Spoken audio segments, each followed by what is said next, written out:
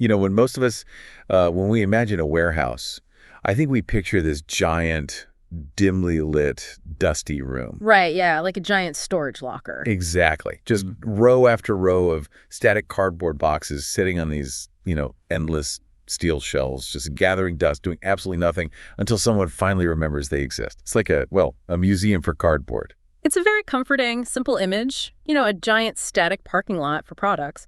But if you look at the logistical blueprints we are exploring today, you quickly realize that picture belongs in the Stone Age. Oh, totally. Yeah, modern warehouses aren't parking lots at all. They are incredibly complex, high-speed, dynamic engines of commerce. And that is actually our mission for this deep dive. We are going to explore how that engine actually runs. For everyone listening, we are diving into Module 4, Section B today, formulating warehouse processes and order flow. Yes, the entire flow. Right. We are tracing the exact journey a product takes from the literal second it hits the receiving dock, all the way to the exact moment it's loaded onto an outbound truck. And to really understand that flow, you have to adopt the overarching philosophy of modern warehousing, which is that it's not about storage. Wait, a warehouse isn't about storage? Not anymore. It hasn't been about storage for a long time. It is entirely about velocity, continuous movement, and adding value. I mean, if a product is just sitting on a shelf, it is physically taking up square footage that you are paying rent on. Right, it's just burning cash. Exactly. It is costing you money. So the goal, as logistics experts like Bowersox will tell you, is relentless motion. Well, let's start at the front door then, the receiving dock. Because, if the goal is continuous motion, the initial intake process has to set the rhythm for the entire building, right? It absolutely sets the rhythm. Because if you mess up the receiving phase, you've essentially bottlenecked the whole operation before it even begins. Think about the alternative. You have, say, 20 massive semi-trucks show up unannounced, and you only have 5 workers on shift. Oh, that sounds like a nightmare. It is.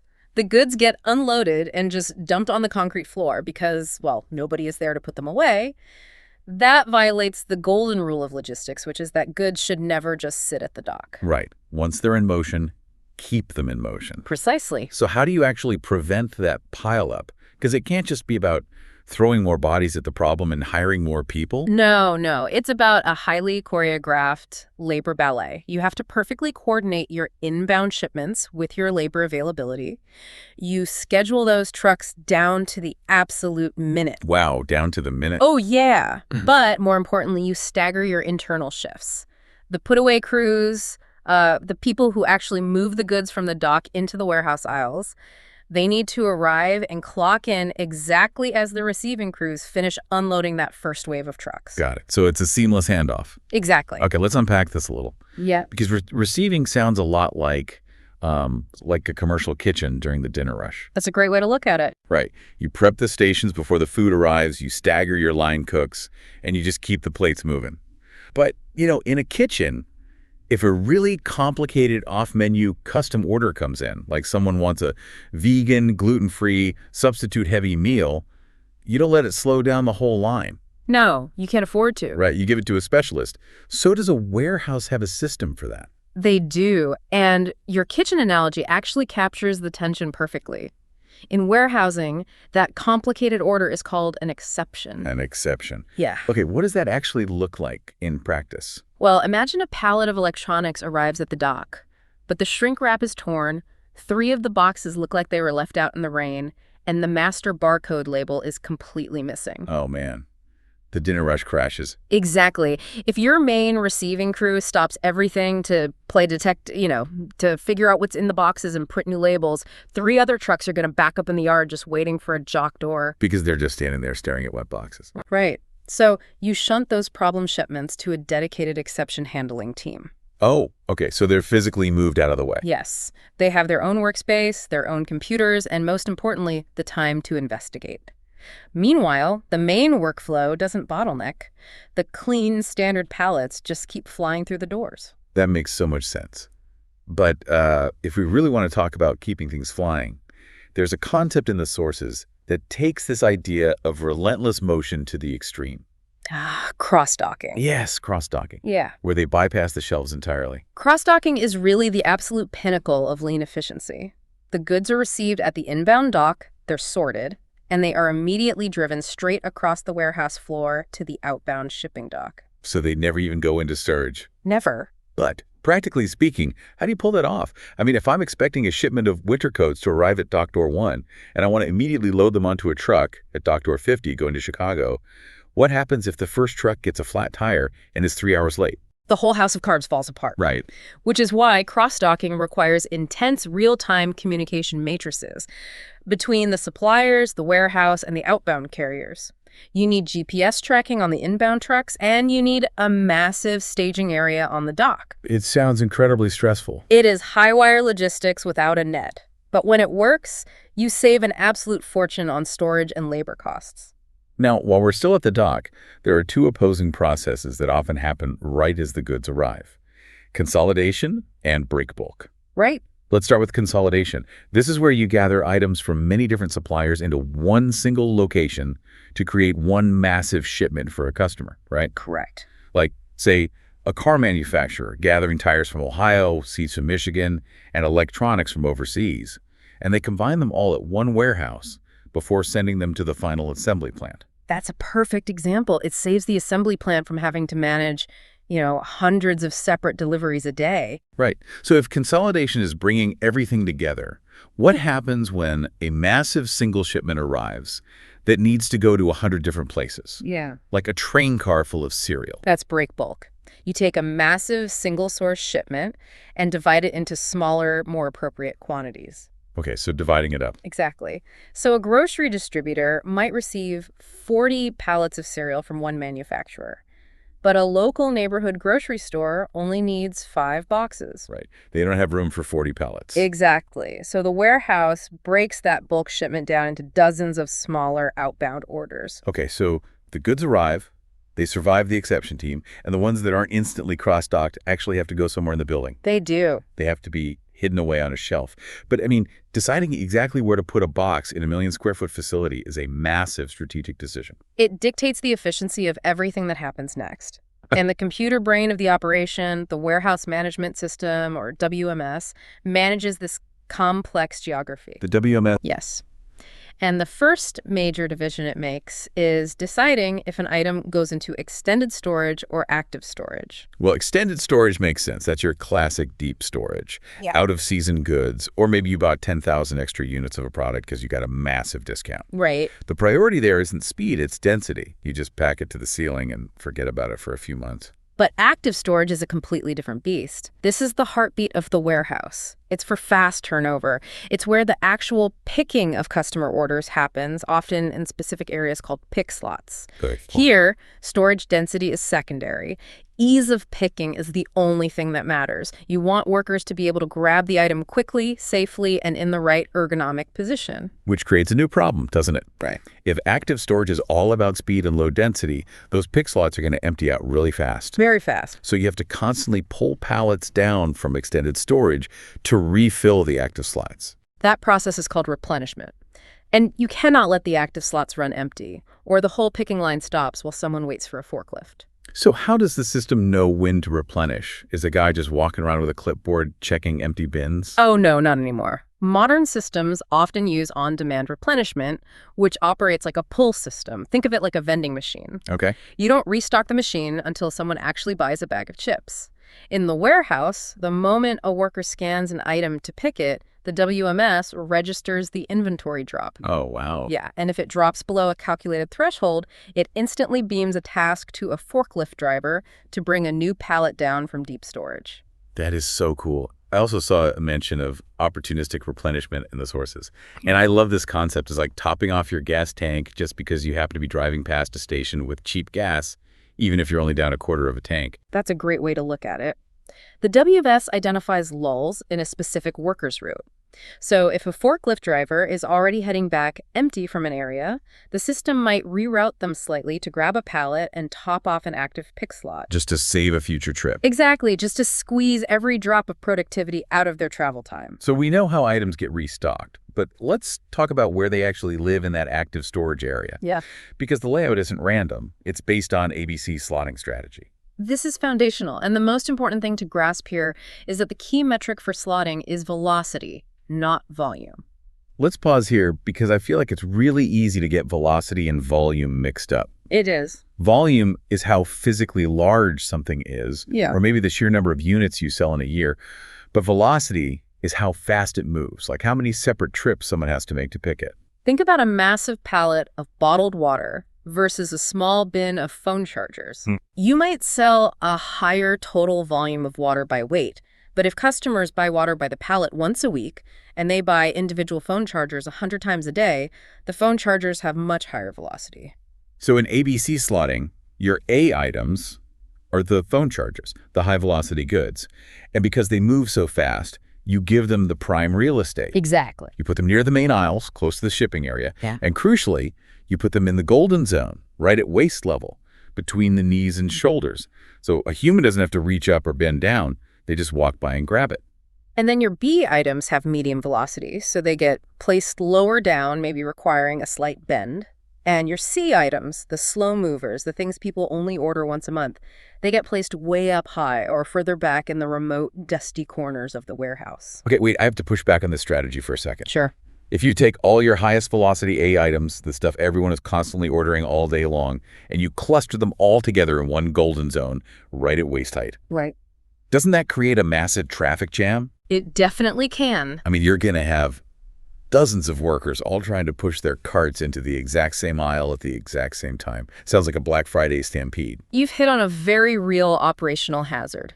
Clustering high-velocity items can absolutely cause congestion, which is why the smartest logistics managers introduce deliberate friction into the system. Deliberate friction. Yes. They micromanage the slotting to prioritize accuracy and flow over pure, unadulterated speed. It's a counterintuitive best practice, often referred to as the medication rule. The medication rule. Okay, how does that solve the traffic jam? It solves the traffic jam, but more importantly, it solves the human error problem. Imagine a pharmacy warehouse. Okay. You have two medications. They have almost the exact same name. The packaging is an identical white box with blue text, but one is a 10 milligram dose for mild headaches, and the other is a 100 milligram dose of heart medication. Oh, I see where this is going. Right. If you slot them right next to each other, because they both happen to be A velocity items, a worker who is moving at top speed, trying to hit their quota, is highly likely to grab the wrong box. And in the case of medication, that mistake is literal life or death. So the rule is you deliberately avoid putting similar-looking items in adjacent bins.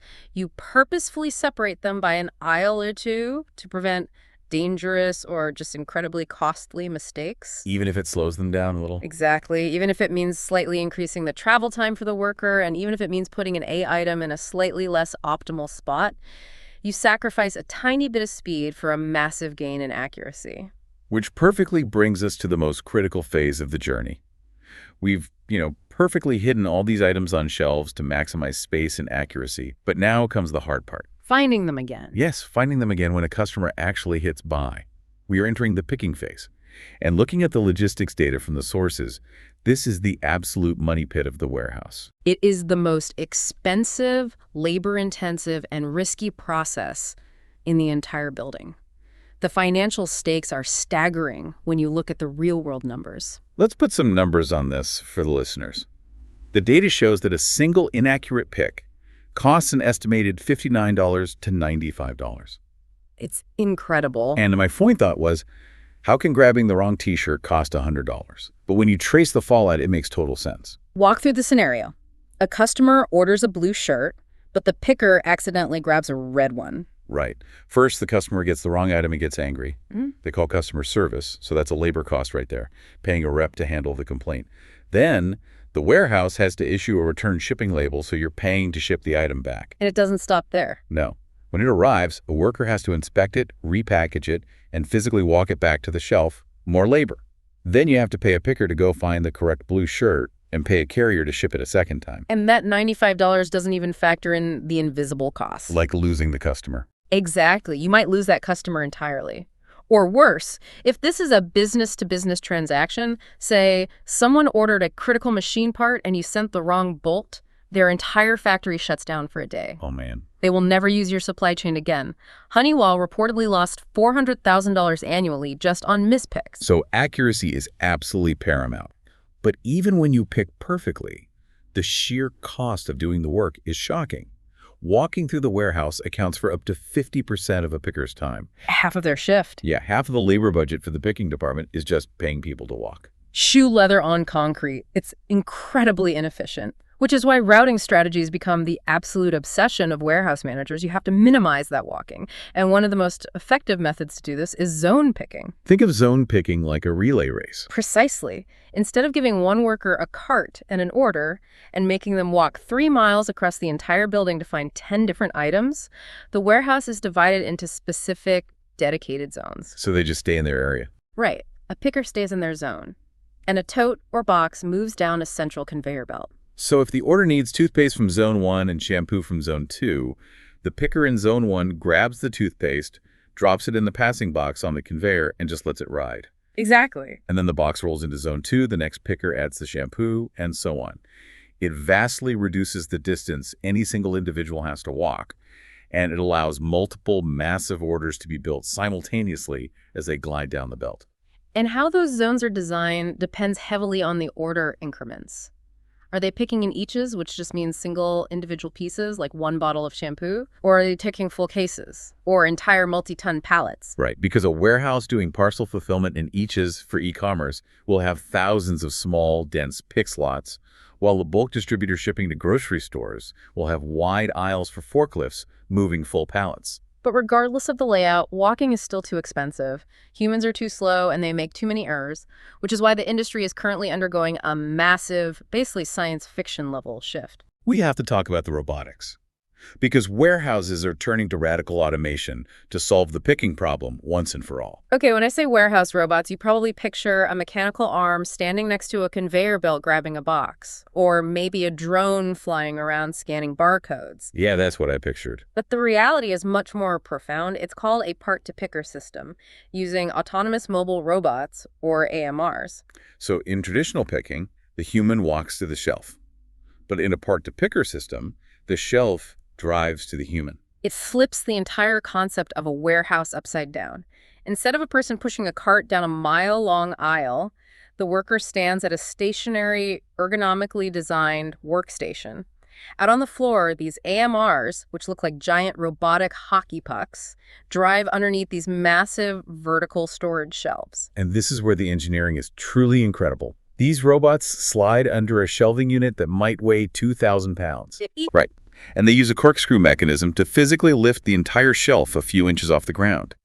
They balance the center of gravity perfectly, and then they navigate a complex grid, avoiding other robots, to carry the whole shelving unit right to the worker's station. A spotlight literally shines down on the exact bin the worker needs to reach into.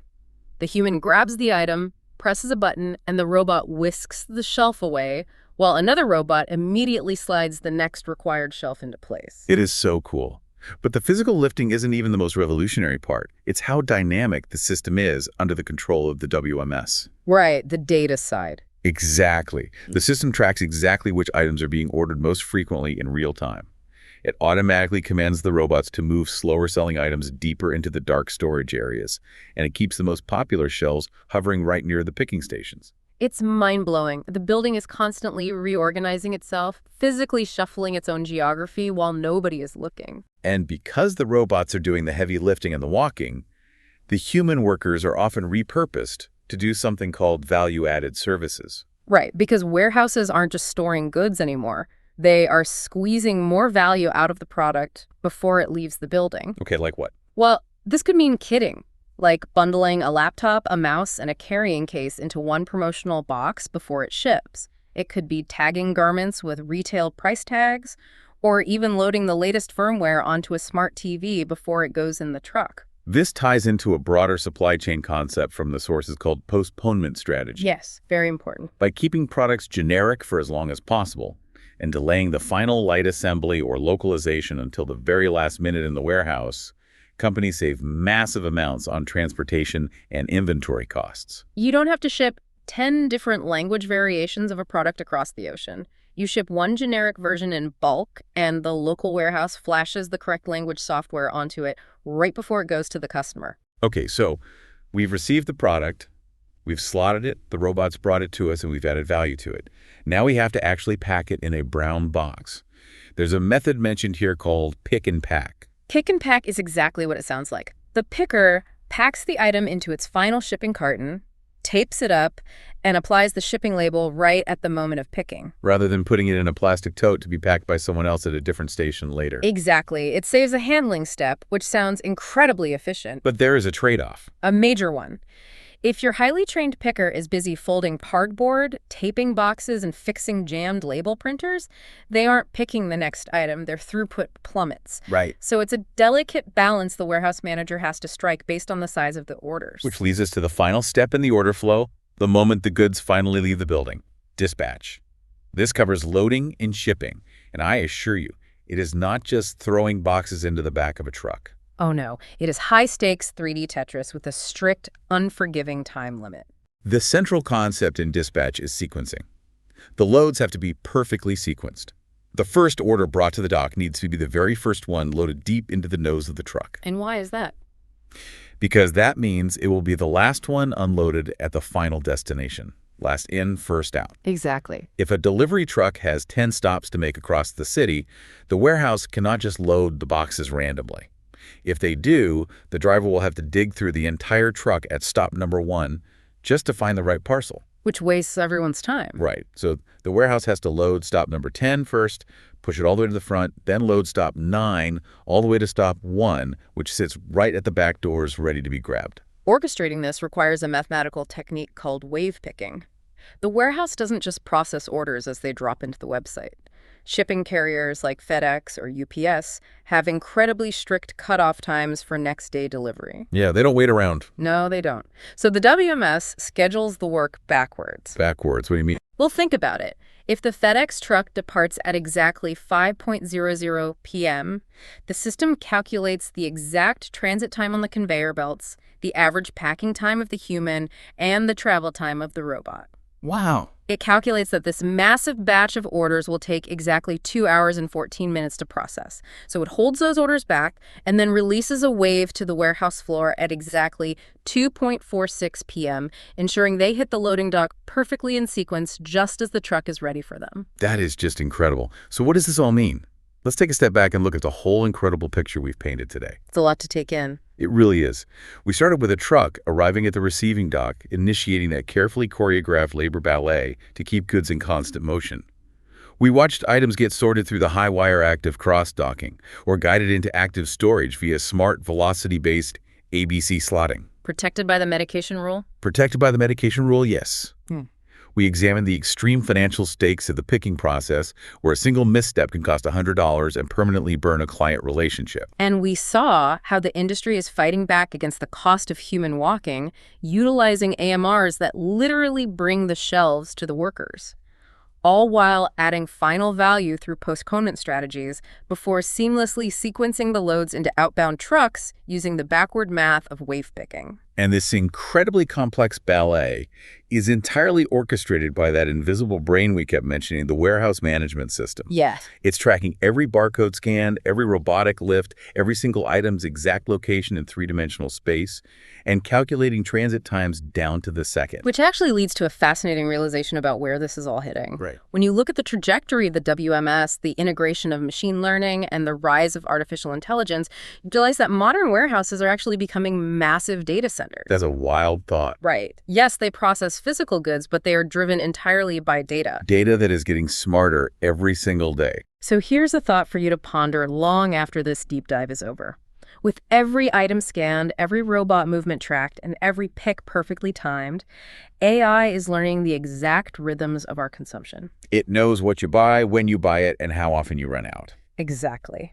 What happens to global commerce when this AI gets so good at analyzing this data that it can actually predict your orders? Whoa! Imagine a warehouse where the AMRs are physically moving the shelves containing your favorite brand of coffee toward the loading dock before you even open the app to hit buy. That is wild. The warehouse doesn't just fulfill your order, it anticipates it.